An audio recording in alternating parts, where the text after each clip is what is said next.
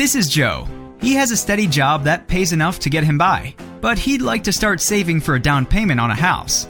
He told his buddy Frank that he's considering taking a second part-time job to help him save for his down payment. "Careful," said Frank. "That could push you into a higher tax bracket, and you'd be paying way more in taxes on the money you're already making. You could end up taking home even less than you do now." This concerned Joe, so he tried to figure out what might happen.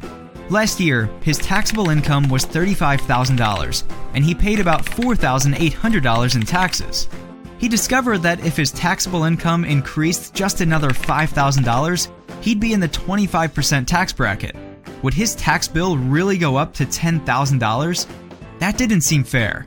He'd be working much harder, but still not able to save for his house.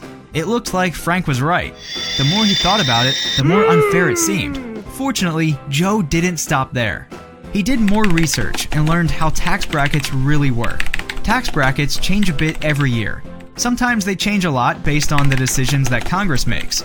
But suppose the tax bracket system looked like this. How much would Joe pay in taxes with taxable income of $40,000? Joe looked at the table and thought, I'd be in the 25% tax bracket. 25% of $40,000 is $10,000. So that would be my tax liability. Fortunately, that's not the case. Here's how it would work. Joe would pay 10% on the first $10,000 of taxable income. He'd pay 15% on the taxable income over $10,000 up to $35,000. Finally, he'd pay 25% on whatever he earned over $35,000 up to $100,000. If he earned more than $100,000, the taxes on that amount would go up again. But Joe thought he'd be just fine with that if he was making that much money. Let's do the math now. Joe would pay 10% on the first $10,000 of taxable income. That's $1,000. He would then pay 15% on the $25,000 that is over $10,000 through $35,000. That's $3,750. Finally, he would pay 25% for everything he makes over $35,000. Since he estimates he'll make an additional $5,000, his tax due in this bracket would be 25% of $5,000, or $1,250.